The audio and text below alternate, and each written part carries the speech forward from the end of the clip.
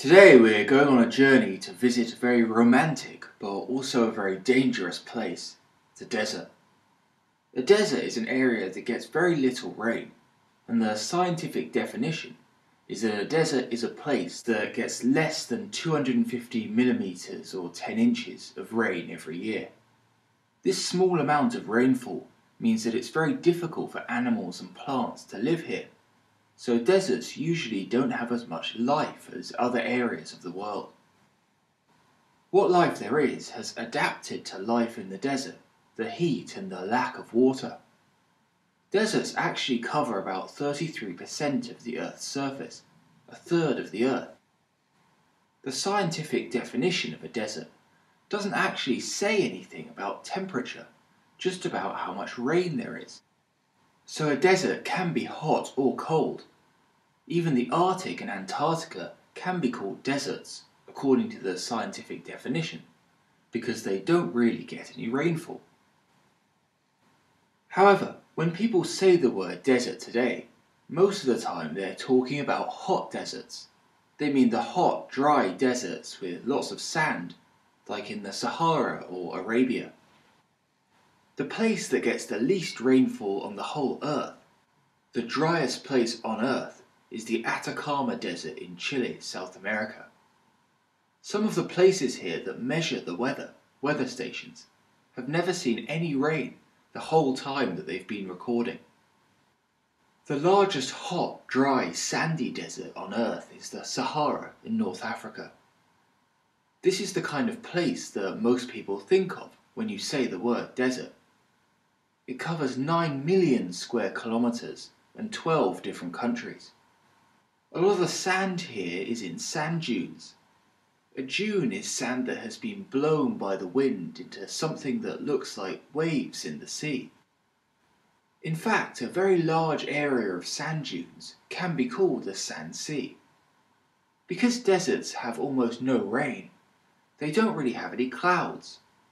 Clouds, of course, are what rain is when it's up in the atmosphere. Because there's very little cloud cover, the full strength of the sun beats down on the desert. This means that the temperature during the daytime, when the sun is out, can get extremely hot, sometimes over 50 degrees C. However, this lack of cloud cover means that the opposite happens at night. There are no clouds to keep the heat in, to hold on to the heat from the day, and it all escapes to the atmosphere. This means that desert temperatures at night can fall well below 0 degrees C, well below freezing.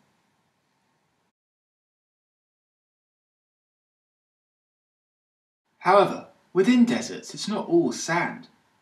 There are some small areas where animals and plants can live. These are the places where there is some water. This can either be where there's a river flowing through the desert, like the Nile in Egypt, or it can be at an oasis. This is where there's a bit of water coming up from the ground, meaning that animals and plants can survive here. These rivers and oases are very rare though. Most of the desert is sand, hot, dry and hostile to life. But although deserts are a very hostile environment for life, that doesn't mean there isn't any life at all out here.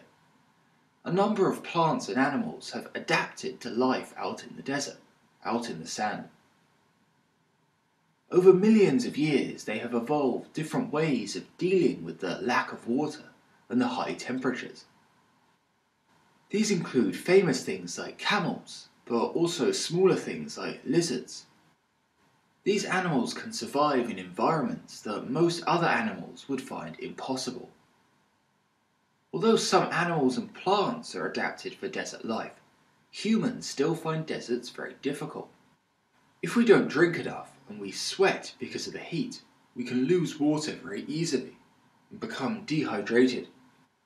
The strength of the sun can also cause what is known as sunstroke or heat stroke.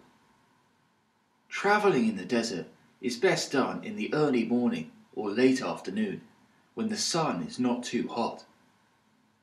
Nights in the desert can also be very dangerous, as the big fall in temperature can cause people to freeze to death if they don't have any shelter. There can also be very dangerous sandstorms in some deserts.